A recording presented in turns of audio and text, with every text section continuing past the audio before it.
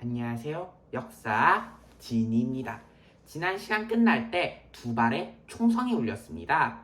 예상하셨겠지만 그렇습니다. 세계 제1차 대전의 도화선이 된 1914년 6월 28일 오스트리아의 황태자 페르디난트 부부가 보스니아의 수도 사라예보에서 세르비아의 한 청년에게 암살된 사라예보 사건입니다. 그런데 말입니다. 오스트리아 황태자 부부가 이국 땅 보스니아의 수도 사라예보에서 세르비아 청년에게 살해당했다고 해서 이게 세계 대전이 될 정도의 엄청난 일이었을까요? 물론 오스트리아, 보스니아, 세르비아 3개국이 얽혀있긴 했지만 이 3개국의 영향력이 그 정도로 컸을까요? 여기에는 발칸반도에서의 아주 오랜 시간 동안 복잡 미묘했던 관계들이 깔려 있었습니다. 오늘의 주제 대전쟁에서 막 시작합니다.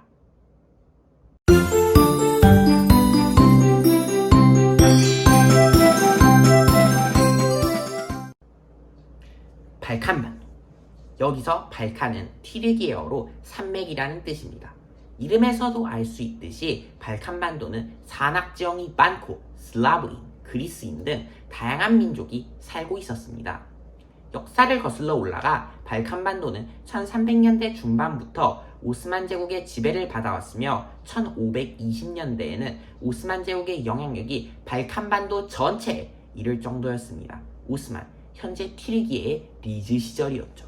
그런데 영원한 1인자는 없듯이 1800년대 이후 오스만 제국이 쇠퇴하기 시작합니다. 그러면서 그리스가 1832년에 오스만 제국으로부터 독립한 것을 시작으로 발칸반도에서 오스만 제국으로부터의 독립운동이 활발하게 벌어지게 됩니다. 이때 발칸반도 국가들의 독립을 적극 지원한 나라가 있었으니 바로 러시아입니다. 그럼 왜 러시아는 발칸반도 국가들의 독립을 적극적으로 지지했을까요? 첫째, 우리 슬라브족 아이가 바로 민족주의, 같은 슬라브족끼리 똘똘 뭉치자이고, 둘째, 세계에서 가장 넓은 영토를 가지고 있으면서 딱 하나를 가지지 못한 러시아의 오매불망 소원, 바로 부동항, 얼지 않는 항구입니다. 러시아는 흑해를 지나 지중해로 진출하기 위해서 발칸반도에서의 영향력이 필요했습니다. 이런 상황 속에서 세르비아, 루마니아, 몬테네그로가 독립을 합니다. 이렇게 발칸반도에서 러시아를 등에 업은 나라들이 속속 독립을 하니까 긴장하는 나라가 생깁니다. 바로 오스트리아, 헝가리, 오헝제국입니다. 가만히 있다가는 러시아에게 발칸을 내줄 것 같은 위기감에 오헝은 1908년 세르비아가 합병을 진행하고 있던 보스니아를 본인들이 합병하기로 결정해버립니다. 같은 해 불가리아도 독립을 합니다. 일이 이렇게 되니 당연히 세르비아는 열을 심하게 받고 여기에 또 불안해진 나라는 러시아. 오헝이 세르비아를 먹고 다른 독립국까지 먹어버리면 러시아는 꼼짝없이 얼음 왕국에 갇히는 꼴이 되고 방패막이 없이 오헝의 위협을 받게 되죠. 제가 저번 시간에 발칸반도, 오헝과 러시아를 기억하시라고 한 부분이 바로 이런 문제였습니다.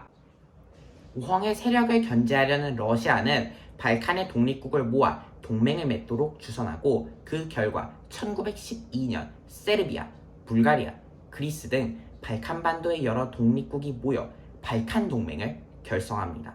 힘이 모였습니다. 그 다음은 쳐야죠. 누굴? 오스만. 에? 오스트리아 헝가리 제국 칠거 아니야? 러시아가 발칸 동맹 왜 밀어줬는데 오헝 세력이 커지는 거 막으라고 그런 거라면서. 근데 왜 엉뚱한 오스만을 쳐? 맞습니다.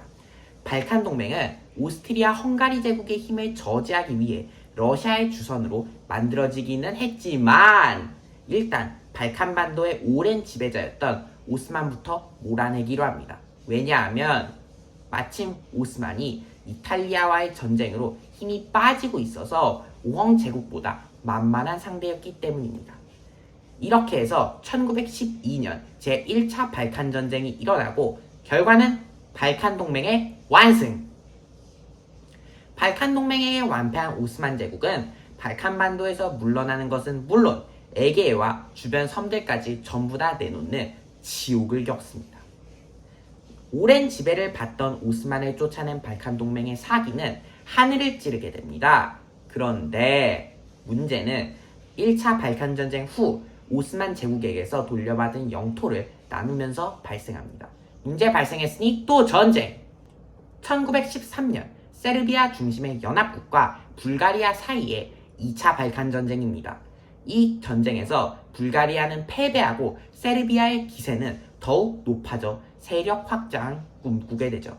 그런데 세르비아의 세력 확장에 걸리적거리는 게 있단 말입니다. 바로 오헝, 오스트리아 헝가리 제국 확 붙어버릴까 하니 오헝 제국 뒤에 있는 독일이 그 시기 하고 그러다 세르비아 편을 들어 슬라브족 큰형님 러시아가 전쟁에 참가하기라도 하면 러시아의 동맹국인 영국, 프랑스가 참전하고 그 영국, 프랑스는 전 세계에 있는 자신들의 식민지 국가를 참전시키고 이래서 세계대전이 되는 건 시간 문제라는 말이 나오게 되는 겁니다. 이렇게 발칸반도는 언제 터질지 모르는 유럽의 화약고가 돼가고 있었습니다. 이런 상황에서 오헝 제국 때문에 심기가 불편한 세르비아 내부가 대응 방식을 두고 두 부류로 나뉘게 됩니다. 우선 정치 지도층은 우호적 관계를 맺으며 외교적으로 상황을 해결하려고 했고 이와 반대로 군부에서는 강경 대응을 주장합니다. 그런데 이 강경 대응 쪽에서 유럽의 화약고 뇌관을 건드리고 맙니다. 세르비아 군부 장성들과 급진적 민족주의자들이 지하 조직을 만들어 폭력적인 반 오스트리아 활동과 고위 관료 암살 활동을 하게 하는데 그 대표적인 단체가 바로 흑수단입니다. 흑수단의 최종 목표는 세르비아, 보스니아 합병이고 이들의 신조는 통일 아니면 죽음이었다고 합니다. 그럼 왜 오스트리아의 황태자 부부는 이 흑수단의 표적이 됐을까요? 당시 오스트리아 헝가리 제국 황제의 조카이자 황태자였던 프란츠 페르디난트의 정책에 주목해야 합니다. 보스니아를 합병한 오헝 제국은 세력을 더 넓혀 세르비아까지 포함하는 새로운 연방체를 구상합니다. 바로 모든 민족에게 동등한 자치권을 부여한다는 대오스트리아 합중국을 주장한 거죠. 서로 다른 민족이 갖고 있던 권리의 행사에서 균형을 맞추고 민족적, 언어적 정체성을 부여한다는 겁니다. 그러니까 민족이 다르면 어떠냐? 우리 오스트리아는 각각의 민족의 권리와 권력을 존중해주겠다. 한마디로 세르비아야. 니들 맨날 슬라브인끼리 뭐 어쩌고 해서 보스니아 니네 편으로 만들려고 하는데 응아니야? 이제 우리 편 될 거야. 왜? 세르비아 니들이 보스니아 합병하려고 하는데 보스니아는 굳이 그럴 일이 없거든. 우리가 존중해준다니까 보스니아의 권력과 권리를. 이래서 오스트리아 황태자는 오직 세르비아, 보스니아 통일만이 목표였던 흑수단의 표적이 되고 1914년 6월 28일 성 비투스의 날에 황태자 부부가 군사훈련 참관 목적으로 보스니아의 수도 사라예보 지역을 방문하던 중 흑수단 단원이었던 가브릴로 프린치프에 의해 살해당한 사건이 발생합니다. 그런데 세르비아의 민족주의자였던 이 18세 청년 가브릴로 프린치프는 자신이 쏘아올린 두 발의 총탄이 세계 제1차 대전의 도화선이 되어 수많은 사람들이 죽을 수도 있다는 걸 알았을까요? 1914년 7월 28일 세계 제1차 대전이 시작되고 이 청년은 오스트리아 헝가리 제국으로부터 살인 혐의로 기소되었지만 범행 당시 미성년자였다는 이유로 사형은 면하고 징역 20년을 선고받고 복역하던 중 감옥에서 23세의 나이에 결핵으로 사망합니다.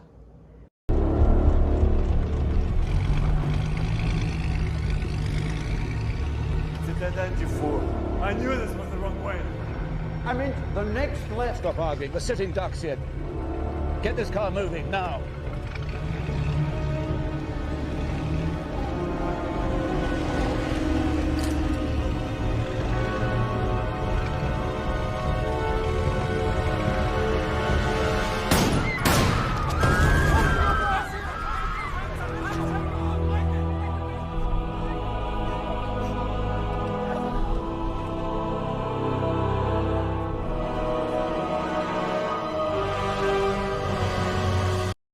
Years ago, there were 3 young cousins. The eldest was a real troublemaker. There are no rules involved. Their grandmother was Queen Victoria, Enough! who kept them in line. They grew up to become Kaiser Wilhelm of Germany, Tsar Nicholas of Russia, and King George of England. And now poor Ferdinand's assassination has given the moronic Kaiser a reason to reignite their childhood feud. But surely they've matured enough to avoid a war. One would hope so. And thankfully we have our own King George to help keep the peace. There it is.